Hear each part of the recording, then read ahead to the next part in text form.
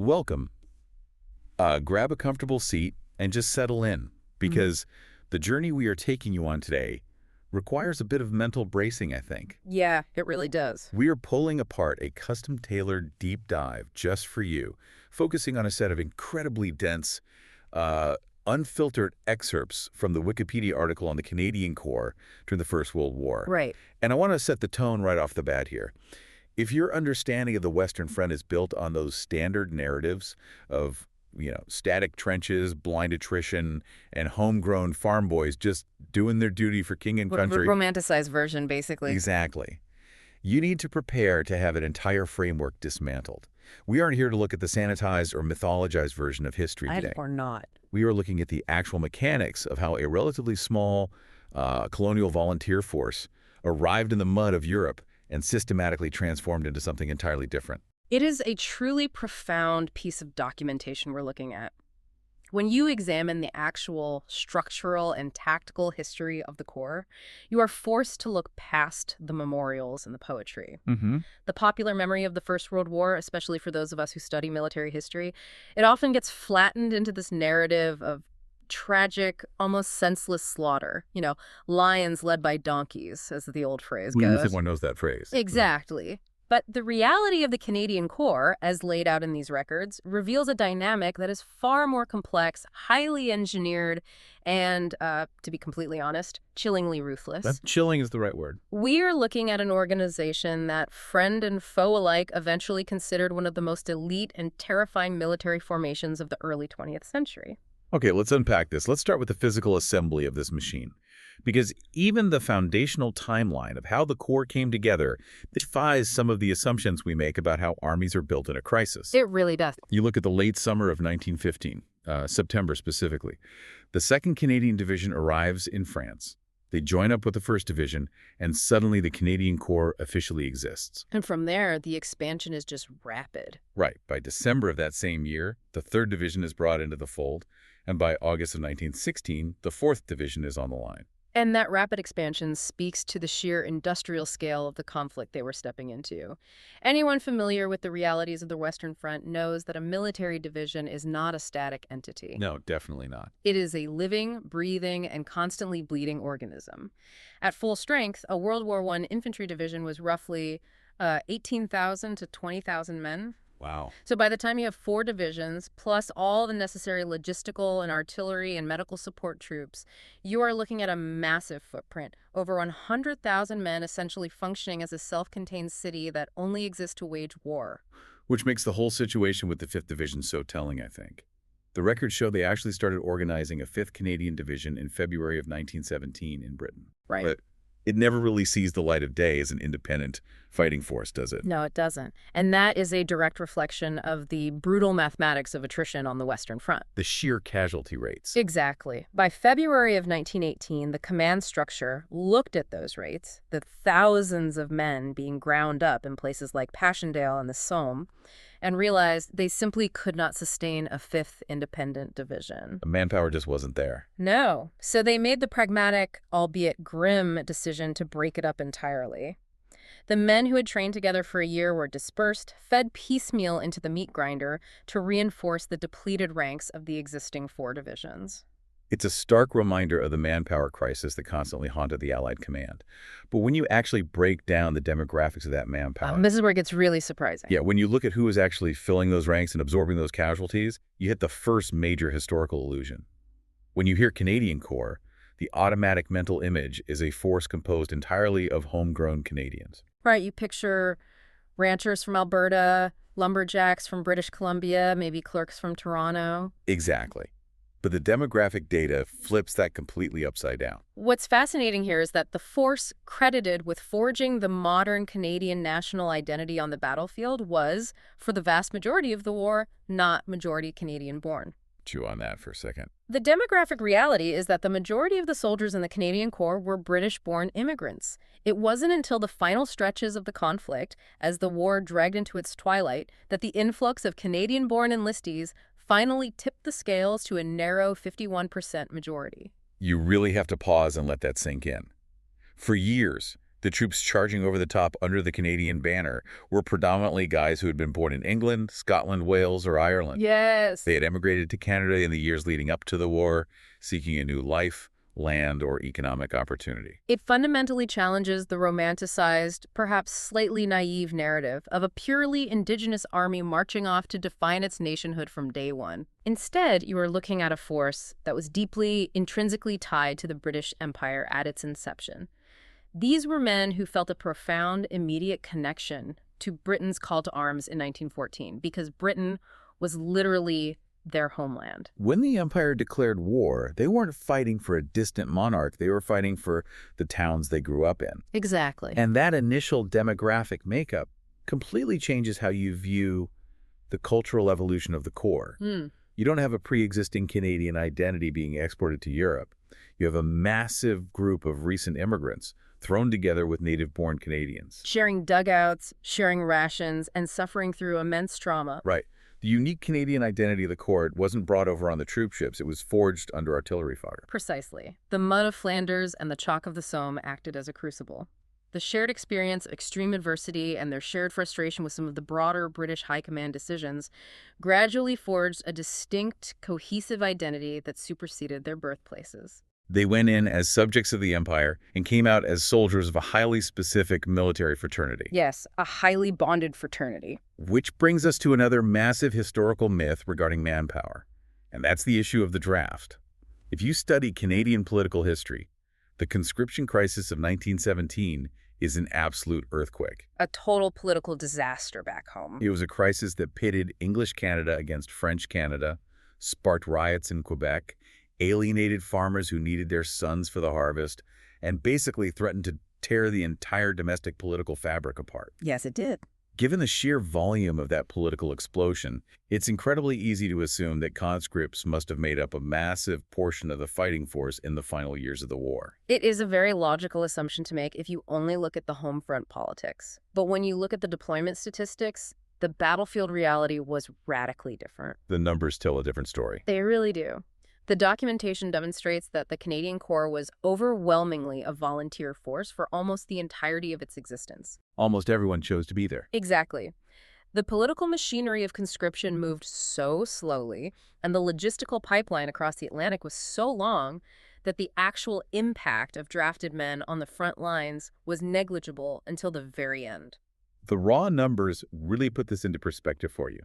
Over the course of the entire war, an eventual 418,052 Canadian soldiers were sent overseas. A massive number. But out of that massive number, only 24,132 conscripts actually made it to the trenches in France before the armistice was signed on November 11th, 1918. That is a staggering revelation for anyone trying to understand the psychology of this army. You are talking about roughly 5 or 6% of the total overseas force being comprised of conscripts who actually saw the theater of war. Just a tiny fraction. What that means is that the ferocious fighting, the endurance through the worst winters of the century, the terrifying reputation this Corps built, it was all executed almost entirely by men who had actively raised their hand and chosen to be there. And not just chosen to be there in 1914 when everyone thought it would be a grand adventure over by Christmas. Men were still volunteering in 1915 and 1916. Long after the illusion was shattered. Exactly. When the casualty lists were being published in every newspaper in the country, they knew exactly what the Western Front was. They knew about the gas, the machine guns, the artillery that could vaporize a platoon, and they still stepped forward. That volunteer culture is the bedrock upon which everything else is built. When you have an organization where almost every man has raised his hand to be there, you have a baseline level of motivation and pure accountability that is incredibly difficult to replicate in a drafted army. It creates a tightly wound microsociety. Fiercely loyal. But having a trench full of aggressive, motivated volunteers doesn't mean much if the generals commanding them are still fighting the last war. The history of World War I is littered with brave men being thrown away by commanders who didn't understand the modern battlefield. That is the tragedy of the war. So who was actually calling the shots for these guys? Because the evolution of their command structure is just as complex as their demographics. Initially, the Canadian Corps was entirely under British oversight. And given the demographics we just discussed, majority British-born troops and Canada's legal status as a dominion within the empire, that made perfect logical sense at the time. Who are the first commanders? Their first commander was Lieutenant General Sir E.A.H. Alderson, a British career officer who led them until 1916. He was succeeded by another British officer, Lieutenant General Sir Julian Byng, who commanded the Corps through 1916 and into 1917. But it wasn't a frictionless relationship, was it? You look at the political landscape back in Ottawa, and there was massive tension regarding how these troops were being used. Very much so. The Canadian government was deeply paranoid about their divisions being broken up and scattered across the entire British Expeditionary Force, used merely to plug holes in the line. They demanded that the Corps fight together as a single, unified national entity. That demand for cohesion was central to the political project of the war for the Canadian government. Prime Minister Robert Borden and his cabinet saw the military contribution as a way to assert Canadian sovereignty on the world stage. But that political ambition constantly collided with the practical realities of the battlefield. Exactly. And nowhere was that tension more perfectly encapsulated than in the Ross rifle controversy. Right, the Ross rifle. This is one of those technological disasters that becomes a massive political symbol. The Canadian government had insisted, out of a sense of national pride and domestic economic interest, on equipping its infantry with the Canadian-made Ross rifle instead of the standard British Lee-Enfield. And the Ross rifle was, under pristine conditions, a phenomenal weapon.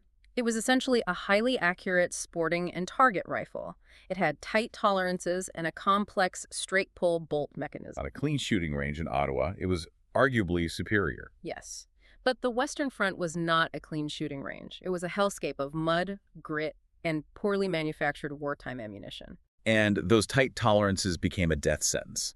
The mud would get into the bolt mechanism, or the slightly oversized British ammunition would expand when fired, and the rifle would jam solid. Terrible. You had men in the middle of terrifying German assaults desperately trying to kick their rifle bowls open with the heels of their boots because they were seized shut.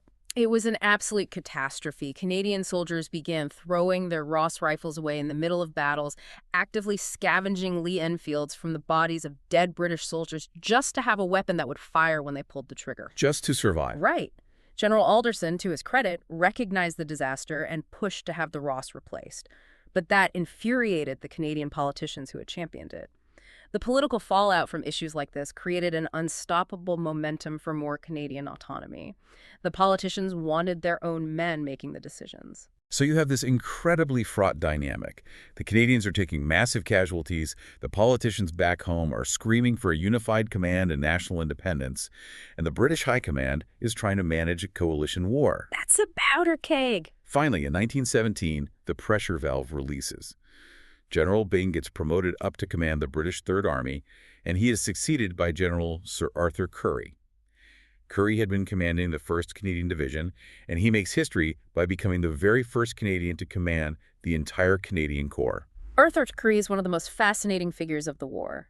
He wasn't a British aristocrat or a career soldier born into the military elite. No, he was a real estate developer, right? Yes, a former school teacher and real estate developer from Victoria, British Columbia, who had come up through the militia system. When he took command, he found himself walking an incredibly dangerous political tightrope. Because the expectation back home was absolute. The moment a Canadian is put in charge, the political machine in Ottawa wants a total purge. They want it to be a purely Canadian show. Canadian commanders, Canadian staff officers, Canadian logistics. Exactly. The political desire for national independence was deafening.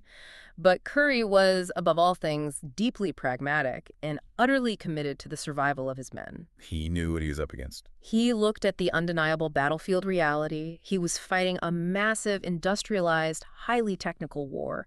To execute the kind of operations required on the Western Front, he needed the vast resources, the institutional memory, and the highly specialized expertise of the British military machine. You couldn't just throw that away. No, he could not afford to sever those ties just to satisfy a political talking point back home. So how does he manage that? Because keeping British guys in charge while Canadian volunteers are the ones dying in the mud seems like a great way to get yourself fired by the Prime Minister. He managed it through sheer stubbornness and by producing undeniable results. Currie explicitly refused to embrace nationalism for nationalism's sake.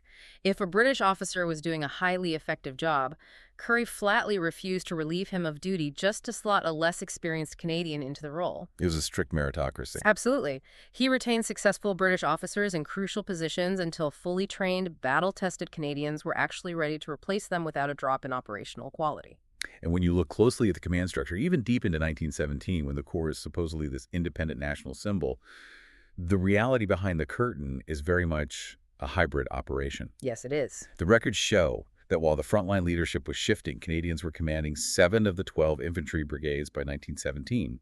The logistical and organizational brains of the outfit were still heavily British. The staff officers are the unsung and often unloved architects of any army.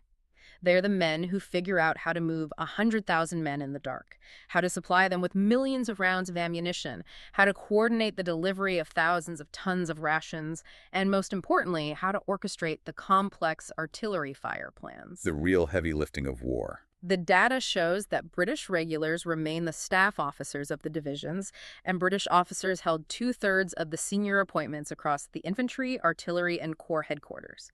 Out of the absolute highest tier of command, only 4 of the most senior appointments were held by Canadians. And we really need to emphasize who some of these British officers were, because they weren't just random bureaucrats sent over from London. The records specifically name men like Alan Brooke and William Ironside. Yes. For anyone who knows their World War II history, those names carry massive weight. Absolutely. Alan Brooke was a major of the Royal Artillery who was instrumental in planning the highly complex barrages for battles like Vimy Ridge. William Ironside was a brilliant staff officer managing logistics and intelligence. Both of these men survived the war. Both survive, rise to the absolute pinnacle of the military establishment, and eventually become field marshals. Alan Brooke would go on to be the chief of the Imperial General Staff, essentially Winston Churchill's top military advisor during the Second World War. It's incredible to think about. You have these future titans of the British military basically cutting their teeth, refining their tactical doctrines, and perfecting the art of industrialized warfare by organizing the artillery and logistics for the Canadian frontline troops. It creates a phenomenally lethal blend. You have the aggressive, tightly bonded Canadian infantry hitting the trenches with a viciousness born of their volunteer culture, and they're being backed up by the absolute top-tier, elite British logistical planning. It is entirely reasonable to extrapolate that this pragmatic hybrid command structure was the true secret to the Canadian Corps' effectiveness. Currie recognized that by blending the frontline tenacity of his infantry with the institutional mathematical expertise of the British staff officers, he could build a military machine that was far greater than the sum of its parts. Competence was prioritized above all else. And because they prioritized competence and actual battlefield effectiveness over political optics, this command structure laid the groundwork for something that is truly revolutionary in the context of World War I. It completely changed how the Corps approached the very concept of warfare. A total paradigm shift. They didn't just fight, they learned how to fight better than almost anyone else. This is a crucial shift in perspective. You have to stop looking at the Corps as simply a large group of men with rifles and start looking at them as a highly sophisticated, adaptive organization. Tell me about Godefroy's analysis. The records reference an analysis by the historian Godefroy from 2006, which argues that the Canadian Expeditionary Force worked ceaselessly to convert all of its available resources, both political capital and physical material, into concentrated fighting power. Here's where it gets really interesting. If you consume mainstream media about World War I, the cliché image is burned into your brain.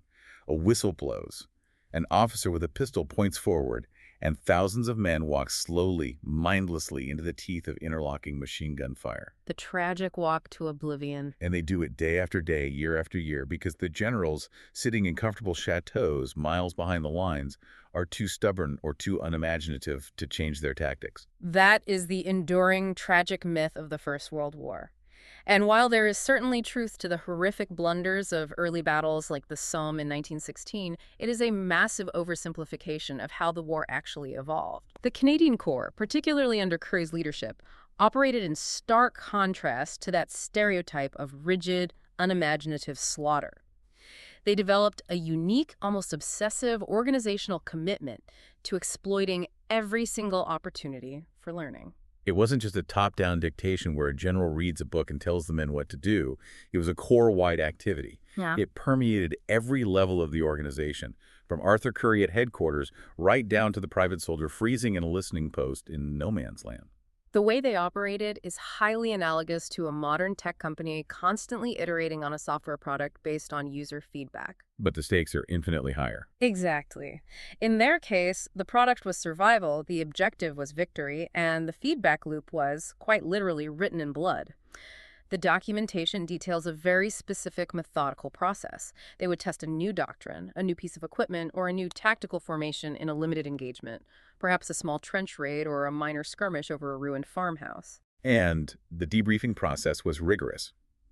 If a squad went out and tried a new way of cutting barbed wire or a new method of coordinating a Lewis machine gun with a rifle section, they didn't just pat themselves on the back if they survived. They analyzed it. Thoroughly. If it proved effectual, they would formally document it, refine it, and scale it up. The staff officers we talked about earlier would take those frontline lessons and integrate them into the battle plans for entire divisions. And the corollary to that is equally important. If it failed, it was ruthlessly discarded. If a tactic was ineffective, or if it cost too many lives without a proportional tactical gain, they did not stubbornly repeat it out of a sense of tradition. They adapted. Following every engagement, they recorded the lessons learned, and then, crucially, they actively disseminated that new knowledge across all the other units in the Corps. A lesson learned by the 1st Division on a Tuesday was being taught to the 4th Division by Friday. They were constantly updating their own operating system. And the results of this corporate-style, iterative learning process weren't just theoretical. They led directly to some of the most famous, pivotal, and complex victories of the entire war. Operations that required unimaginable coordination. Exactly. Take Vimy Ridge in April 1917, for example. Vimy Ridge is the quintessential example of this doctrine in action. Arthur Currie referred to it as the grandest day the Corps ever had. It wasn't just a victory of bravery, it was a masterpiece of scientific warfare. Ease the creeping barrage, right? Yes. They relied heavily on highly advanced artillery tactics, specifically the creeping barrage.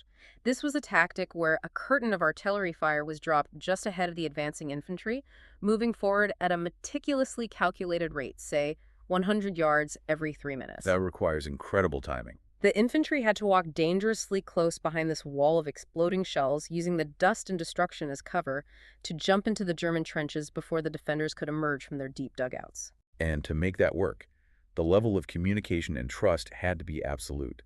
And they didn't just trust the officers. They gave ordinary, enlisted soldiers detailed maps and specific terrain objectives. That was highly unusual at the time. Prior to Vimy, if an officer was killed, the attack often stalled because the men didn't know where to go. At Vimy, because of this learning doctrine, every private knew the broader plan. If the lieutenant went down, the sergeant took over. If the sergeant went down, a corporal knew exactly which machine gun nest needed to be flanked. That decentralization of knowledge is a hallmark of a mature learning organization. And this process culminated in the summer of 1918 during what became the final decisive phase of the war. The Battle of Amiens, August 8th, 1918. This is the moment the machine operates at absolute peak efficiency. A masterclass in combined arms. The Canadian Corps, alongside the Australian Corps, spearheaded a massive combined arms offensive. They utilized tanks, aircraft, sophisticated artillery sound ranging to wipe out German guns, and highly mobile infantry tactics. And they hit the German lines so hard, so fast, and so deeply that the psychological impact was devastating. The success at Amiens was so profound that it broke the will of the German High Command. General Erich Ludendorff, the effective supreme commander of the German military, famously recorded August 8th as the Black Day of the German Army. The Black Day. When the absolute leader of the enemy forces officially designates the specific day you attack them as the darkest, most hopeless day in his army's history, there is no greater validation of the Canadian tactical doctrine. And they didn't stop. Amiens kicked off what is known as Canada's 100 Days. From August 8th until the armistice on November 11th, the Canadian Corps acted as the vanguard, the tip of the spear for the Allied push. Driving relentlessly eastward. Crossing canals, taking fortified towns, and fighting all the way to Mons, Belgium, where the war ended. It is an incredible trajectory of military evolution. They figured out how to maneuver and win in an environment that had spent years proving that maneuver and victory were impossible. They cracked the code. But And we must transition carefully here because we really need to emphasize this point. This relentless adaptation, this total, uncompromising commitment to effectiveness above all else, came with a profound moral cost. Yes, it did. It didn't just make them elite. It fostered a culture on the battlefield that was incredibly dark, inherently brutal, and utterly terrifying for anyone facing them. This is where we have to strip away the romance entirely. Because the innovation and the effectiveness we just praised were intrinsically linked to a level of ruthlessness that is deeply uncomfortable to acknowledge today. Very uncomfortable. The adaptive, aggressive approach shaped a reputation that was widely recognized by the enemy. German commanders didn't just respect the Canadians, they actively feared them. They categorized them as elite shock troops. The intelligence reports from the German side are telling. The records note that German commanders would routinely monitor the movement of Canadian units behind the Allied lines. They tracked them like a storm coming. If their intelligence indicated that the Canadians had been secretly moved opposite a specific sector of the German trench line, the German command would instantly shift heavy reinforcements to that sector. They knew that the presence of the Canadian Corps meant an attack was imminent, and they knew it was going to be characterized by extreme violence and tactical sophistication. And the Canadians deliberately cultivated that psychological terror. They didn't want the enemy to feel safe for a single second. For instance, the Canadian Corps practically pioneered and perfected the use of large-scale trench raids. The trench raid. For anyone unfamiliar, a trench raid wasn't a major offensive designed to capture territory or break the line. It was something much more intimate and terrifying. A trench raid was a localized, highly planned nighttime incursion into the enemy trenches. A specialized team of men would blacken their faces with burnt cork, strip off any identifying insignia, and arm themselves not with standard rifles, but with close-quarters weapons. Revolvers, Mills bombs, sharpened entrenching tools. Brass knuckles and homemade trench clubs studded with hobnails. They would silently slip across no man's land, cut through the barbed wire, and drop into the German trench in the dead of night. The objective was sheer terror. They would collapse dugouts, kill as many men as possible in frantic hand-to-hand combat in the dark, maybe grab a terrified prisoner or two for intelligence interrogation, and then vanish back into the mud before the German artillery could respond. It was pure psychological warfare. Imagine the toll of sitting in a freezing, waterlogged trench, knowing that at any given moment, a team of heavily armed men might silently drop from the parapet, slaughter your entire squad, and disappear. It was designed to completely shatter the morale and the nervous systems of the enemy soldiers. But the historical documentation details tactics that go even further, crossing from aggressive infantry action into calculated psychological warfare and deceptions that are, quite frankly, genuinely horrifying. Truly grim. This raises an important question about how we reconcile the honorable history we want to remember with the deeply cruel history that actually happened. The text provides a specific anecdote from a book called A Canadian Who Went, detailing an incident near the Ypres salient. The Canadians in a particular sector realized that the German soldiers opposite them were suffering from severe supply shortages. They were essentially starving in their trenches. The desperation was palpable. So the Canadians began throwing tins of corned beef over the parapet, across no man's land, and into the German trenches. You have to picture the scene. Desperate, hungry men seeing high-quality rations landing at their feet, they would inevitably cluster around, perhaps calling out in gratitude, thinking this was a moment of shared humanity or pity from their enemy. But it wasn't pity. They weaponized the food.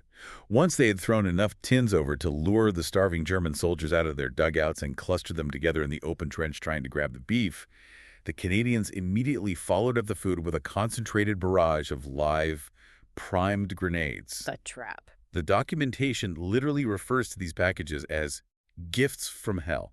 It is a chilling, sociopathic example of exploiting a basic human vulnerability hunger for a tactical kill. And this was not an isolated incident of dark deception. No, it wasn't.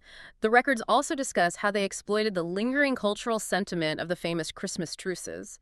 We all know the stories from 1914, where British and German troops cautiously stepped into no man's land to exchange gifts and play football. The moment of peace in the madness. But by 1915, the Canadians had arrived, and the mood had darkened considerably. When German soldiers called out seasonal greetings across the wire, hoping for a brief, localized truce to perhaps bury their dead or just enjoy a moment of peace, the Canadians responded with concentrated, sustained machine gun fire. I mean, how were we supposed to process that? If you look, the global stereotype of a Canadian today is someone who is overwhelmingly polite, apologetic, a diplomatic peacekeeper. Right. But the reality in the trenches of 1915 and 1916 was that these men were uncompromising, hyper-violent shock troops who had completely, utterly abandoned any pretense of Victorian fair play. To understand it, you have to understand what Victorian fair play meant and why it died in Flanders. Prior to World War I, the British military ethos was still heavily influenced by a romanticized, almost chivalric code of conduct. The idea that war was a gentleman's endeavor, that you fought cleanly, offered quarter, and respected a defeated foe. But you cannot apply a 19th century gentleman's code to 20th century industrialized slaughter. Right, because chivalry doesn't exist when you are suffocating from chlorine gas, or when a high-explosive shell buries your best friend alive in a collapsed dugout. Exactly. You take a volunteer-heavy composition men who actively chose to leave their homes, who are deeply, fiercely bonded to one another, and you subject them to the absolute brutalizing, dehumanizing conditions of a war of attrition. It changes them fundamentally. They lived with corpses, they watched men drown in mud. In that environment, the traditional civilized rules of engagement are stripped away incredibly quickly. The only morality that remains is the morality of survival, keeping the men next to you alive and destroying the enemy by any means necessary, no matter how cruel. Which naturally and inevitably leads us to the darkest, most controversial aspect of the Canadian Corps legacy that these records force us to confront: the treatment of prisoners. Historian Tim Cook refers to this as the politics of surrender. It is a subject that was largely ignored, sanitized, or swept under the rug for decades in post-war Canadian historiography. It's the silent secret. But the unvarnished documentation is explicit. The execution of surrendering German soldiers was a widespread, recognized practice among Canadian frontline troops. It is incredibly hard to hear, especially when we want to view these men purely as heroes. But we have to look objectively at the motivations the records provide. Why were they doing this? It wasn't simply blind, chaotic bloodlust. No, it wasn't. It was driven by a very complex, very grim mix of battlefield logistics, safety concerns, and pure, visceral revenge. If we connect this to the bigger picture of how they fought, particularly during those nighttime trench raids we just discussed, you begin to see the dark logic of it. In the context of a raid, taking prisoners was a massive, often fatal logistical liability. Walk us through that. Why is taking a prisoner so dangerous? Imagine you are part of a 10-man raiding party. You are deep inside a labyrinth of enemy trenches in the pitch black. You have accomplished your objective, caused chaos, and now you have to navigate your way back out, slip through the gaps in the barbed wire, and cross hundreds of yards of no man's land without being illuminated by a flare and cut down by a machine gun. It's terrifying. If you try to escort 3 terrified, uncooperative German prisoners back with you, your speed is halved. And the noise. A prisoner might stumble or intentionally shout out to alert the German sentries in the next traverse. If a flare goes up and they try to run, your entire raiding party is exposed. Precisely. In that hyper-lethal environment, a prisoner is a threat to the survival of your unit. So the brutal, instantaneous calculus made by sergeants and corporals in the dark was often simply to eliminate the risk by eliminating the men trying to surrender. A bullet or a bayonet thrust was safer than trying to march them back. But it wasn't always just cold logistics. The documentation makes it clear that a massive component of this violence was driven by revenge, and that revenge was heavily fueled by the potent atrocity propaganda circulating in the trenches. The propaganda was incredibly powerful. The records highlight a very specific, pivotal event: the 1915 rumor of the crucified Canadian. The crucified Canadian is a fascinating study in wartime psychology. In the spring of 1915, during the chaotic fighting around Ypres, a story began to spread like wildfire through the Allied trenches. The rumor claimed that German soldiers had captured a Canadian soldier and, in a deliberate act of barbaric mockery, had literally crucified him, pinning him to a barn door or a tree with bayonets driven through his hands and feet. And the Wikipedia records explicitly note that this rumor was definitively debunked. It was a complete fiction. There's no historical evidence that this ever happened. None at all. But truth doesn't matter in a trench. The men on the front lines fully, entirely believed it at the time. And that belief had devastating, tangible consequences. The story tapped into the deepest fears and the primal rage of the Canadian troops. Because they believed without a shadow of a doubt that the Germans were committing these sadistic, barbaric acts against their brothers, the Canadians felt morally justified in abandoning the rules of war themselves. It gave them a dark permission. The rumor fueled a horrific cycle of reprisals. If they are crucifying our boys, why should we accept their surrender? That became the operating logic. Quarter was routinely denied. We have to confront the reality of the primary sources that historians like Tim Cook have unearthed from archives and diaries. The text specifically mentions an officer, Lieutenant R.C. Germain. This isn't a secondhand rumor. This is a man writing openly about his own actions. His own diary. He documented bayoneting, surrendering prisoners, casually and graphically describing putting a foot of cold steel through them. The phrasing is terrifying in its casualness, a foot of cold steel. And the most important context here is that Lieutenant Germain wasn't writing this as a secret confession of a war crime he was trying to hide. He was documenting an accepted, normalized reality of their specific war. It was just Tuesday. Exactly. The culture of the Corps had evolved to a point where executing a surrendering enemy in a trench was not viewed as a crime, but as a grim necessity of their environment. But as we process all this darkness, we have to hold two seemingly contradictory facts in our heads simultaneously to grasp the full picture. The records also point out that despite this deeply ingrained, widespread practice of executing prisoners, the Canadian Corps still managed to capture 42,000 German soldiers over the course of the war. That duality is the absolute essence of the First World War combatant, and particularly the Canadian soldier. You have a force capable of vast, disciplined military success, a force capable of immense bravery, executing massive, complex, combined arms offensives like Amiens, and systematically capturing tens of thousands of enemies when the operational logistics allowed for it. Right, when they could safely do it.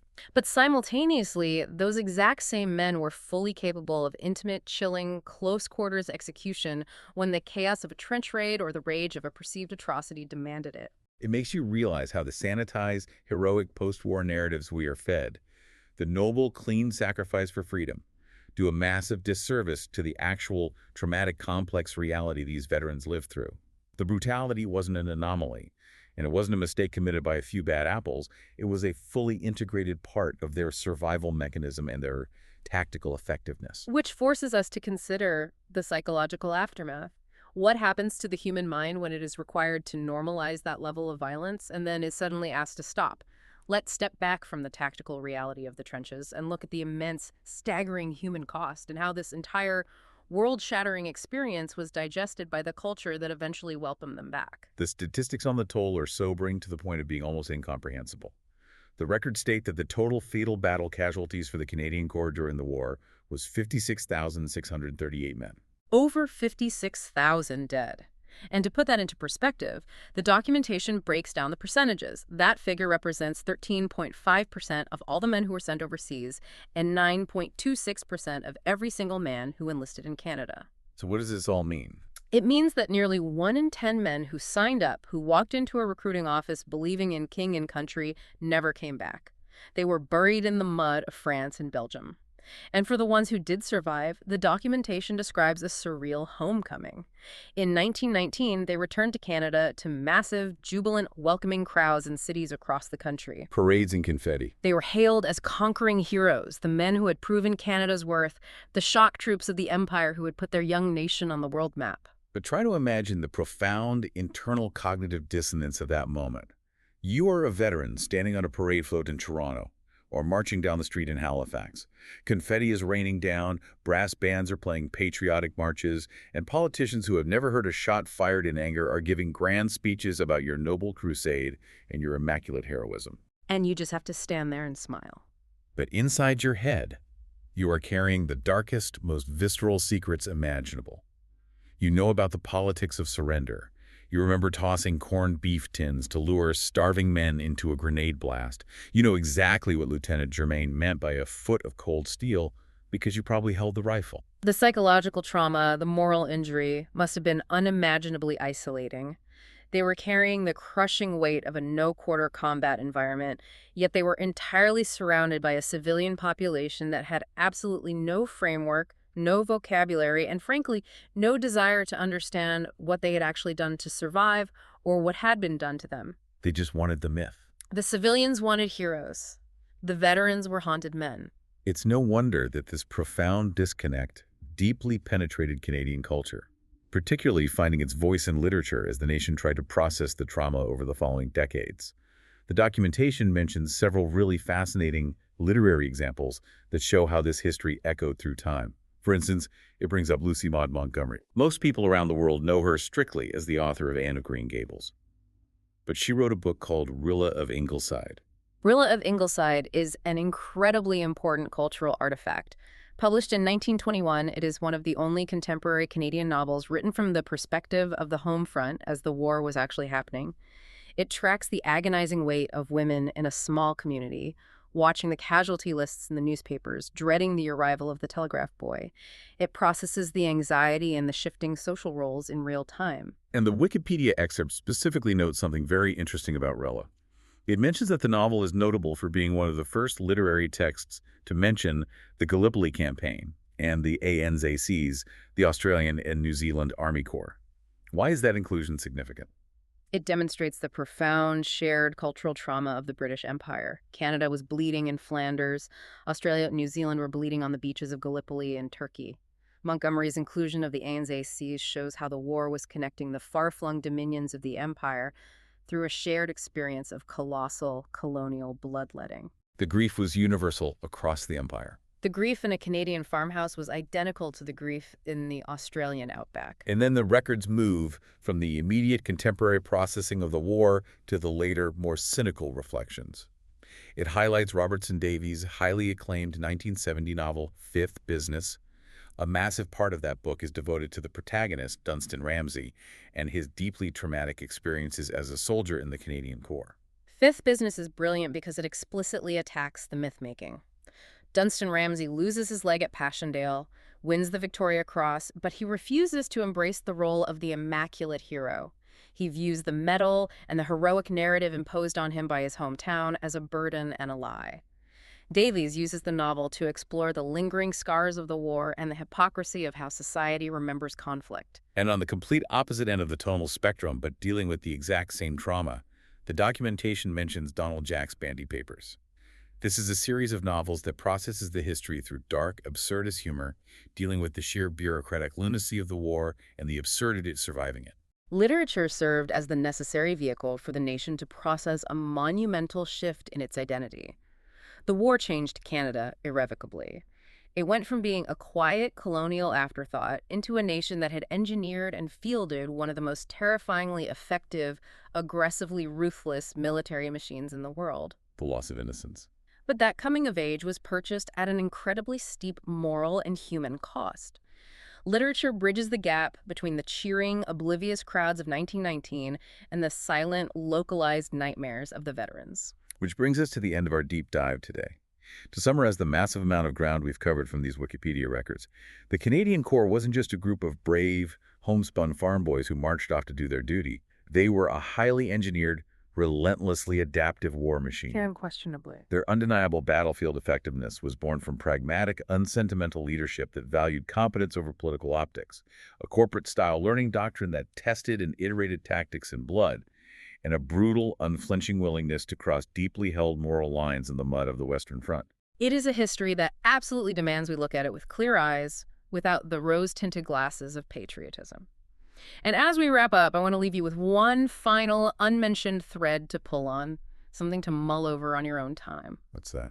Think back to that debunked, crucified Canadian rumor of 1915. It was a complete fiction, a ghost story. Yet, because it was believed, it fueled horrific, very real reprisals, executions, and the denial of quarter. It makes you wonder about the nature of truth in a crisis.